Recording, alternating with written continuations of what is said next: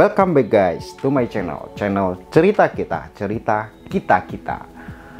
Guys, kadang-kadang itu tuh nggak nyadar kalau itu tuh sebenarnya itu kita tuh bodoh ya, atau mungkin dibodoh-bodohin, atau mungkin kita itu memang bodoh. Ya enggak lah, sebenarnya nggak seperti itu sih. Jadi gue hari ini mau bahas kebiasaan-kebiasaan paling bodoh yang biasanya dilakukan oleh orang-orang yang memang ada kecenderungan ke arah LGBT atau gay ini guys.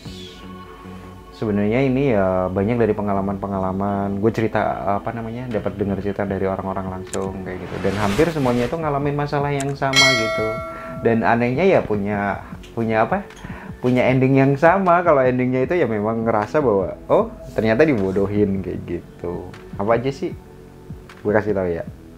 Tapi diem aja, jangan bilang-bilang, takutnya nanti ada yang memang lagi bodoh, nanti diginiin pasti nggak terima, pasti marah-marah.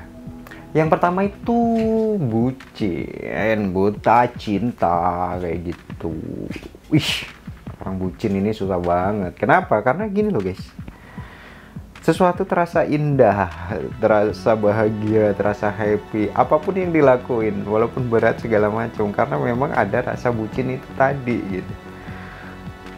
Dia ngerasa bahwa hubungan itu akan selamanya, dia ngerasa bahwa gue memang bener-bener ingin selamanya dengan orang itu, dan yang pada akhirnya makin dalam di dalam hati, jadilah bucin itu tadi kayak gitu. Kenapa gue bilang bodoh? Ya bodoh karena gini, lo belum ngerasain aja gimana rasanya sakit hati, rasanya patah hati. Gak bisa move on lo berbulan-bulan baru tahu rasa. Nggak apa-apa sih, biarin aja, tapi semua orang biar ngerasain hal seperti itu. Kenapa gue bilang itu tadi balik lagi bodoh? Ya karena gini loh. Orang yang punya hubungan seperti itu dari pengalaman-pengalaman yang udah, akhirnya itu ya kan seperti itu. Dan yang gue ingetin adalah sewajarnya aja gitu. Tapi kalau kalian nggak coba bucin itu tadi, ya kalian nggak akan tahu rasanya kayak apa disakitin, dihianatin, ditinggalin kayak gitu-gitu sih. Nggak apa-apa. Nggak apa-apa, coba.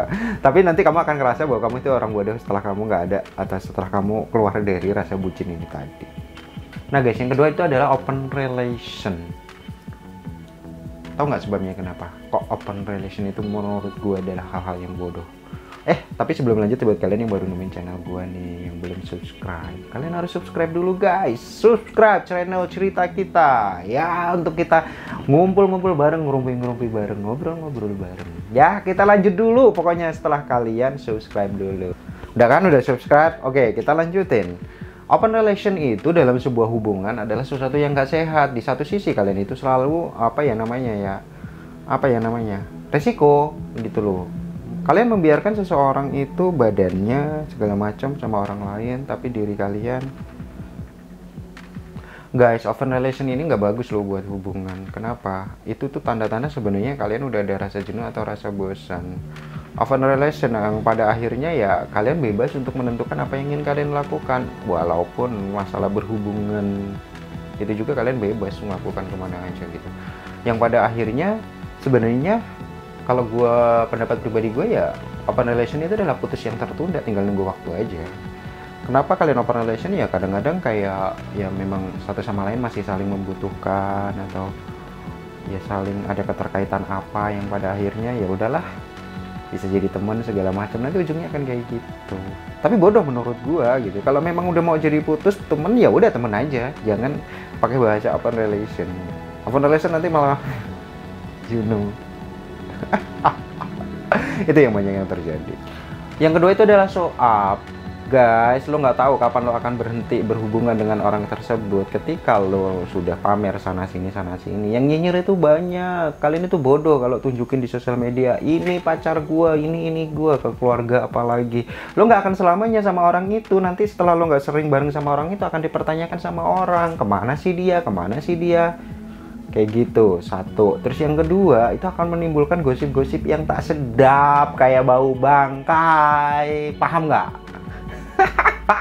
Terlalu diomongin orang gitu. Nah, yang ketiga itu bisa nyebabin direbut orang nanti.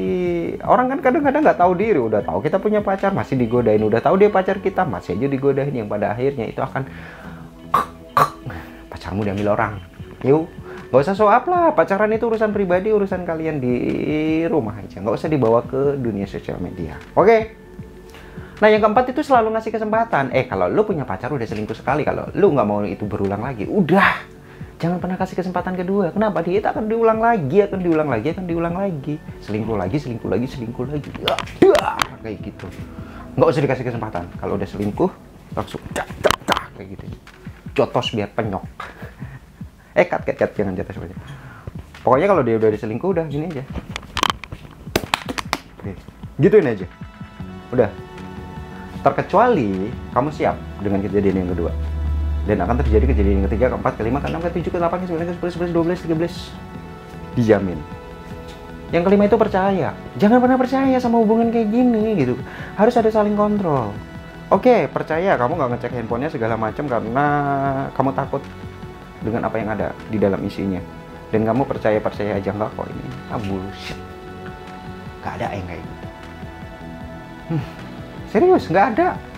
Kalian harus tetap cek dan kontrol kalau memang kalian masih mau hubungan atau relation dengan orang tersebut. Saling ngecek, itu wajib. Ya memang menyebabkan berantem atau segala macam, ya itu seninya, nggak masalah gitu. Tapi itu adalah bagian dari kontrol itu tadi. Lo nggak ada kontrol, ya udah lewat. Seriusan. Kalau enggak, nanti tahu-tahu aja. Udah yang keberapa baru ketahuan yang kayak gitu-gitu. Sesekali kalian tes malam-malam, handphone semalaman kalian yang pegang, seharian kayak gini. Lihat. Intinya itu sih. Bener sih ya, kalau ini pacaran itu emang ribet ya. Tapi kalau nggak mau ribet ya nggak usah pacaran. Udah, itu aja. Oke. Kalau ini ada di kamu dan kamu sudah ngalamin hal tersebut, ayo tentukan sikap, harus berbuat apa. Gue Ryan JR. Semoga cerita-cerita ini memberikan informasi buat kalian.